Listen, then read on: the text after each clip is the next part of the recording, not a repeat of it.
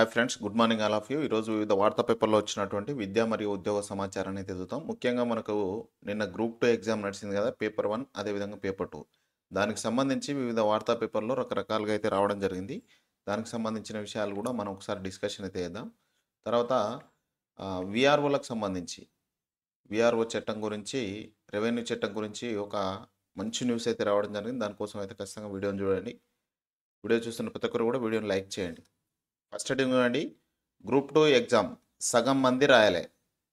Paper 1కు 46.75%, paper 2కు 46.30%.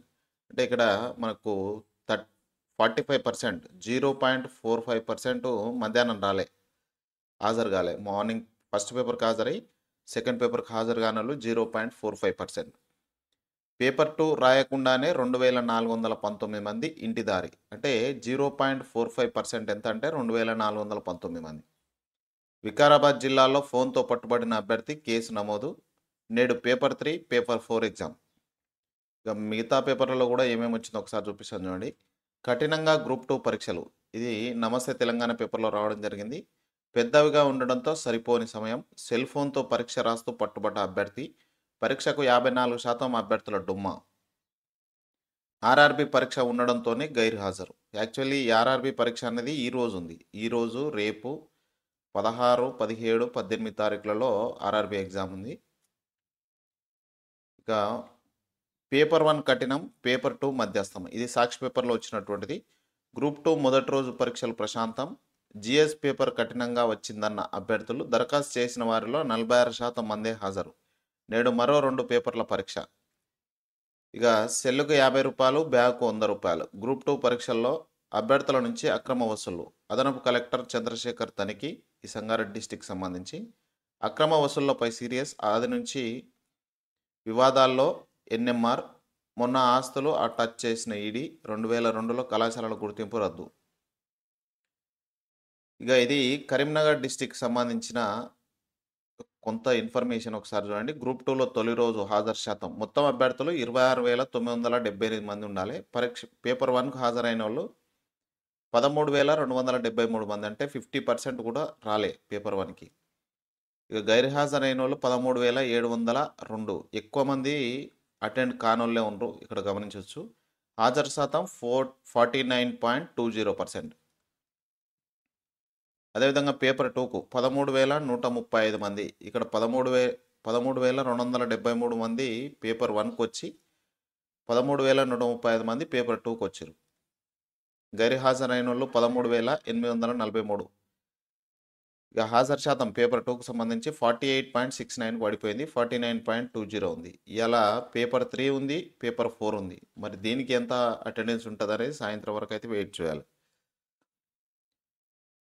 ఇది నిన్న జరిగినటువంటి గ్రూప్ 2 ఎగ్జామ్.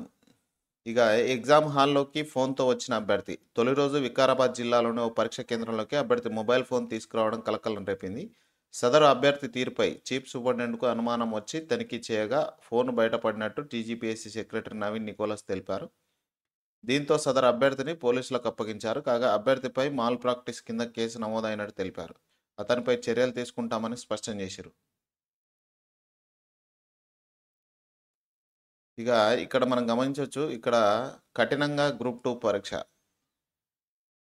అభ్యర్థుల అభ్యంతరాలు ఏంటంటే గ్రాంథిక భాషను వాడడంతో 1కి 2 సార్లు ప్రశ్నలు చదవాల్సి వచ్చింది.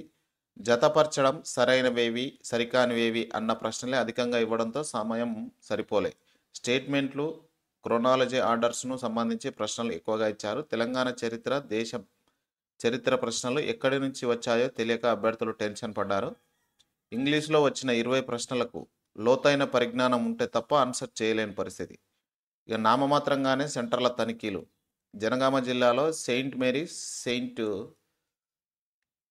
మారియా పాఠశాలలు పక్కపక్కనే ఉండగా ఓ మహిళా అభ్యర్థి ఒక సెంటర్కు బదులు మరో సెంటర్కు వెళ్ళింది. పొరపాటు జరిగిందని తెలుసుకొని పక్క సెంటర్కు వచ్చే వరకు సమయం మించిపోవడంతో అభ్యర్థి పరీక్ష రాసే అవకాశం కోల్పోయింది. ఇక సంగారెడ్డి జిల్లాలో 15 మంది, కరీంనగర్లో 14, సిద్దిపేటలో 12 మంది ఆలస్యంగా రావడంతో అనుమతించలేదు. సికింద్రాబాద్ పీజీ కాలేజీ వద్ద ఓ మహిళా అభ్యర్థి ఆలస్యంగా చేరుకుంది. అదే సమయంలో టీజీపీఎస్సీ చైర్మన్ వెంకటేశం తనిఖీకి రాగా ఆయన్ను వేడుకున్న ఫలితం లేకుండా పోయింది. ఇక 46% నిన్న హాజరయ్యారు. Paper 1 general studies and general ఎబిలిటీస్కు 46.75%. Paper 2 polity, history, socio culture అంటే పాలిటీ, హిస్టరీ అండ్ సొసైటీకి సంబంధించి 46.30% మాత్రమే హాజరయ్యారు. మొత్తం 5,51,855 మంది దరఖాస్తు చేసుకుంటే పేపర్ 1కు 2,57,981, పేపర్ 2కు 2,55,490 మంది వచ్చారు. ఇది గ్రూప్ 2కు నిన్న జరిగినటువంటి ఎగ్జామ్కి సంబంధించి. మెయిన్ హెడ్డింగ్ ఇక్కడ చూసుకోవచ్చు. సంక్రాంతిలోగా 8,000 విఆర్ఓ పోస్టుల భర్తీ, త్వరలో నోటిఫికేషన్. నిరుద్యోగులకైతే ఇది మంచి న్యూస్ అని చెప్పొచ్చు. తెలంగాణలో కుంటుపడ్డ గ్రామీణ రెవెన్యూ వ్యవస్థను గాడిన పెట్టడానికి రాష్ట్ర ప్రభుత్వం కార్యాచరణ సిద్ధమైంది. గ్రామాల్లో రెవెన్యూ కార్యకలాపాల అమలులో కీలక భూమిక పోషించే విఆర్ఓ వ్యవస్థను పునరుద్ధరించనున్నట్టు ప్రకటించిన ప్రభుత్వం ఖాళీగా ఉన్న పోస్టుల భర్తీకి నడుం బిగించింది. ఇందులో భాగంగా త్వరలో 8,000 విఆర్ఓ పోస్టుల భర్తీకి నోటిఫికేషన్ జారీ చేయనుంది. విఆర్ఓలు గ్రామ స్థాయిలో భూపత్రాల నిర్వహణ, ఆదాయ పత్రాలు సేకరించడం, జనన, మరణ, వివాహ ధృవీకరణ వంటి ప్రభుత్వ సేవలకు సంబంధించి ధృవీకరణ పత్రాలను జారీ చేస్తారు. అంతేకాకుండా భూపన్ను సేకరణ, గ్రామంలో ఉండే భూములు, ఆస్తులు, వాటి పరిచయాల గురించి సరికొత్త సమాచారం సేకరించడం వంటి బాధ్యతలను కూడా ఈ విఆర్ఓలే నిర్వర్తిస్తారు. అయితే విఆర్ఓలుగా బాధ్యతలు నిర్వర్తించడానికి అభ్యర్థులకు భూ సంబంధిత చట్టాలు, ప్రభుత్వ నిబంధనలు, గ్రామ పన్నులు వంటి విషయాలపై అవగాహన అవసరం. విఆర్ఓలు సాధారణంగా గ్రామ పంచాయతీ కార్యాలయాల్లో పనిచేస్తారు. గ్రామ స్థాయి మౌలిక సదుపాయాలను మెరుగుపరచడంలో కీలక పాత్ర పోషిస్తారు. ఈ ఉద్యోగం గ్రామ స్థాయిలో ప్రజలతో నేరుగా పనిచేయడం వల్ల వారికి ప్రభుత్వ విధానాలు చేరవేసేందుకు సహాయపడుతుంది. విఆర్ఓ ఉద్యోగం గ్రామంలో ప్రజలకు సహాయం చేసేందుకు కాకుండా గ్రామ అభివృద్ధికి దోహదం చేయడంలో కూడా అత్యంత కీలకమైన పాత్ర పోషిస్తుంది. రాత పరీక్ష ద్వారా ఎంపిక ప్రక్రియ జరుగుతుంది. ఈ 8,000 పోస్టులు ఎగ్జామ్ పెట్టి తీసుకుంటారు. విఆర్ఓ పరీక్ష రాసే అభ్యర్థుల వయసు 18 నుంచి 44 ఏళ్ల మధ్య ఉండాలి. ఇంటరు లేదా డిగ్రీ విద్యార్హత ఉంటుంది. కాగా గత బీఆర్ఎస్ ప్రభుత్వం విఆర్ఓ వ్యవస్థను రద్దు చేసింది. రెవెన్యూ శాఖలో అవినీతి ఎక్కువగా జరుగుతుందని, అందుకు విఆర్ఓలే కారణమని అప్పటి సీఎం కేసీఆర్ వ్యాఖ్యానించారు. అందుకే విఆర్ఓ వ్యవస్థను రద్దు చేస్తున్నట్టు ప్రకటించింది. విఆర్ఓలను వారి విద్యార్హత, అనుభవం ఆధారంగా పలు ప్రభుత్వ శాఖలకు సర్దుబాటు చేశారు. అప్పట్లో ప్రభుత్వ నిర్ణయంపై ఉద్యోగుల నుంచి వ్యతిరేకత వచ్చినప్పటికీ ప్రభుత్వం ఏమాత్రం వెనక్కి తగ్గలేదు. గత ఏడాది కాంగ్రెస్ ప్రభుత్వం అధికారంలోకి వచ్చిన తర్వాత రెవెన్యూ వ్యవస్థను తిరిగి పటిష్టం చేయనున్నట్టు ప్రకటించింది.